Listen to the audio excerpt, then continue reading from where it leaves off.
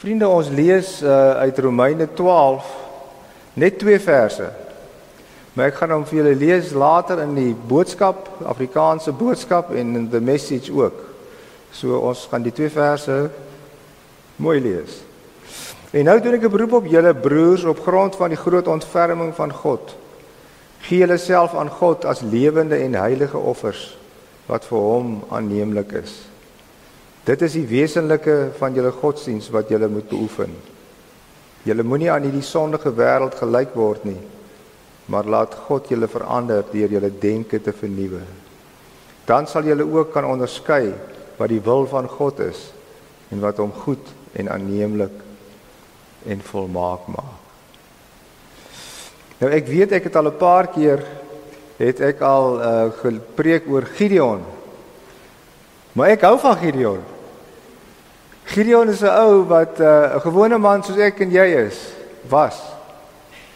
En dan kom die Here en die Here kom praat met hom daar waar in die parskyp mos nou besig is om koring gereed te maak om weg te steek van die Midianiete, kom soos 'n klomp springkane en hulle kom vernietig alles in.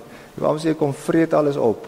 So daarom moet jy jou kos wegsteek en dit doen hy daar in die parskyp en as hy dan daar besig is en die engel van die Here kom praat met hom, dan is hy oop vir gesprek. En dis die eerste punt wat vir my goed is van die ou Gideon, dat hy oop is vir gesprek met God. Hy vertrou die Here as die Here met hom praat.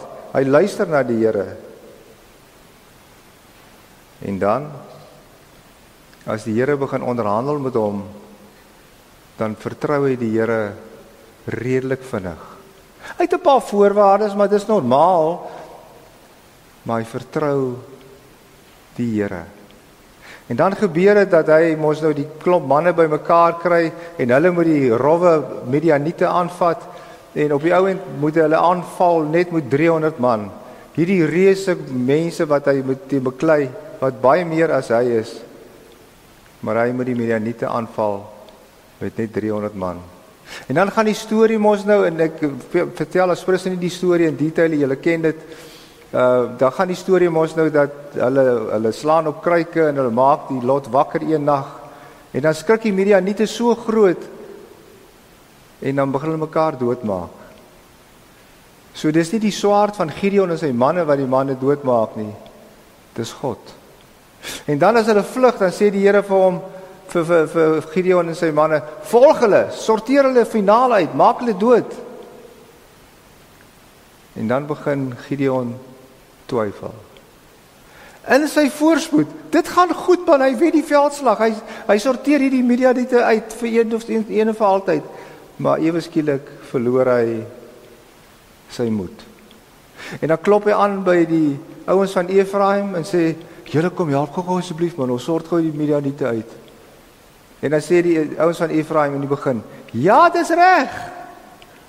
Maar en dan terwyl hulle beklei, dan ewe skielik draai die ouens van Efraim teen Gideon en sê, hoekom het julle ons nie deel gemaak van julle 300 nie? Toe ons deel die elitegroep was, hoekom het julle toe verby ons gekyk? En dan sorteer hulle mekaar verkeerd uit, hulle trek verkeerde toue, soos wat 'n man nou maar seker maar vinnig kwaad raak hulle kwaad, en ewe skielik val die ouens van Efraim vir Gideon en sy manne aan.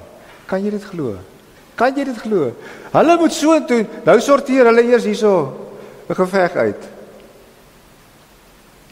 En dan, as hulle verder trek hulle verby die ouens van Sikot en Lot van Peniel, en Gideon is toe nou aan die gang, en Gideon sê vir hulle, kom beklei saam met ons, maar die ouens sê vir hom, nee. En dan moet Gideon eers vir hulle uitsorteer, hy moet hulle, die konings moet hy voor hom laat kom, en hy moet hulle doodmaak, hy vra soos sy seun, of hy nie die manne, die konings wil doodmaak nie, dit is 'n ou liederlike storie, maar op die ouend gebeur dit, en hulle is weer aan die gang. En dan is hier 'n gedeelte wat baie interessant is. Hulle vra vir die ouens, Gideon het ook vir hulle gesê, ek wil aan julle 'n versoek rig. Gee elkeen vir my 'n ring uit sy buit. Eers het hulle gesê, Gideon gesê, ek wil niks van julle hê nie, ek wil julle net doodmaak. En dan begin hulle ewe skielik onderhandel. Gee vir my elkeen 'n ring uit sy buit. Die Midianiete het goue ringe gehad, want hulle was Ismaeliete. Dis maar deel van hulle tradisie. En dan verloor Gideon totaal en al sy koers. Dit wat hy moes gaan doen het, die oorlog wat hy moes geveg het, die verlossing wat hy vir die joetjies moet georganiseer het, is by die agterdeur uit. Want Gideon is nou 'n staatsman. Hy's nou the man. Hy's die man van manne. Gebeur dit nie ook baie keer met ons nie? Ons raak baie keer so besig met ons eie goed. En dan vergeet ons waartoe God ons in die eerste plek geroep het. Daarmee en as hy die amper sê die geld kry, die ringe kry, dan smelt hy dit. Hy maak 'n efod. Nou 'n efod het ek laas vir julle verduidelik, is 'n mantel wat die priester omgooi as hy met God in gesprek tree in die tempel. En hy het 'n efod wat so van goud gemaak is, het hy gemaak sodat die volk dit kan kom besigtig en kan kom aanbid. En net daar verval die volk weer in Baal godsdiens. Hulle verval weer in 'n afgodsgodsdiens wat hulle van verlos moes geword het, val hulle terug. Hierso staan in Rigters 8 vers 33, maar net nadat Gideon dood is, het die Israeliete weer agter die Baals aangehoreer. Dit is 'n lelike woorde, hè? Maar dit staan hier so in die Bybel. Hulle het Alal of hulle het vir Baal Beret hulle God gemaak. Die Israeliete het nie meer gedink aan die Here, hulle God nie, wat hulle gered het uit die hand van die vyande rondom hulle nie. Hulle teruggeval, alles was futiel. Wat leer die storie vir ons vanmôre, wat ek nou weer vir die soveelste keer herhaal? Die storie kom leer vir ons, die ou sê ding, wie staan moet oppas dat jy nie val nie. Wie dink hy of sy is tog nou so korrek, moet oppas dat hy nie tog maar verkeerd is nie. Paulus skryf in Korintiërs 10 vers 12, die wat meen dat hy staan, moet oppas dat hy nie val nie. En dan, as Gideon gekies word om tussen die groot geloofshelde te gaan staan, as sy naam word genoem in Hebreërs 11, hy sal sy naam staan by die van 'n Dawid, Samuel en die klas van manne. Dan kom hoofstuk 12, en hoofstuk 12 sê, daarom terwyl ons 'n groot wolk getuies rondom ons het, moet ons van elke las ontslae raak, van die sonde wat so maklik verstrik en die wedloop met volharding voorlê. Ons moet met volharding hardloop. Hierdie gedeelte sê, ons het mekaar nodig. Ons het nodig om vir mekaar by tye te sê, help my, ek dink ek het die pad verlaat. Of help my, ek is onseker. Ons moet nie te trots wees en dink ons weet alles nie. En dan is daar vir my 'n mooier gedeelte wat vir my eintlik vir Gideon en sy manne 'n antwoord gee. Dit kry ons in Romeine hoofstuk 12. En ek wil vir julle dit lees uit die Afrikaanse boodskap. Romeine 12. Ek wil nou 'n baie ernstige versoek tot julle rig. Ek doen dit omdat julle begryp hoe baie God vir julle omgee, hoe baie God julle liefhet. Gee julle hele lewe aan hom. Julle moet lewende offers in God se hand wees. 'n Lewe wat voltyds afgesonder is vir hom, is presies waaroor godsdiens gaan. 'n Lewe wat heilig is, dis waarmee ons vir God 'n geskenk gee. Vriende, weet jy hoe dit is om heilig te lewe? Weet jy hoe dit is om te sê, Here, my lewe is 'n geskenk aan U elke dag. Alles wat ek doen, alles wat ek sê, is 'n geskenk om te sê, Here, U is vir my so goed. Maar waarmee is ons besig? Ons is besig met, ek het nou nie dit gekry nie, jy het nou dit gekry, ek kan nie dit, die Here is witbroodjies. Die Here roep ons op om ons hele lewe as 'n geskenk aan hom te gee. Hy gaan aan. Moenie tuis raak in hierdie wêreld met al sy boosheid nie. Nou alles is nie net boos, dit weet ons daarom nou, maar jy weet nou hoekom die Bybel nou die term gebruik. Nee, laat God julle van binne af nuut maak. Laat hy julle manier van dink verander, sodat julle kan weet wat hy van julle verwag.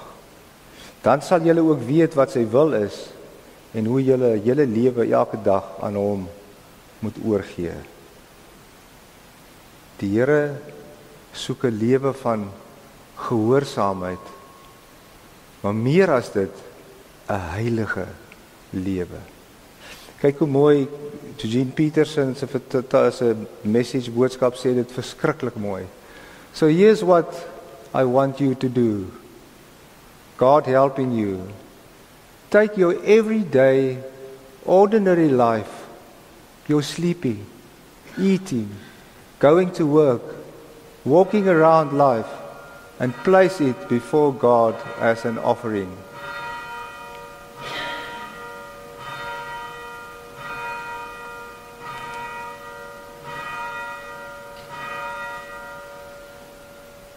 Embracing what God does for you is the best thing you can do for Him. Don't become so well adjusted to your culture that you fit into it without even thinking. Instead, fix your attention on God. You'll be changed from the inside out. Readily recognize what He wants from you and quickly respond to it. Unlike the culture around you, always dragging you down to its level of immaturity.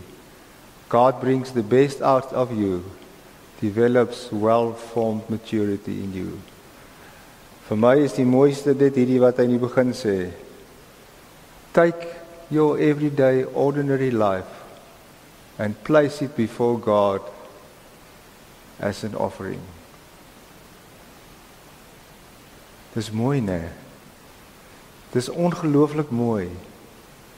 En dan sukkel ons baie keer nog om te sê, ek weet nie lekker hoe ek as kind van die Here moet lewe nie. Hier staan dit.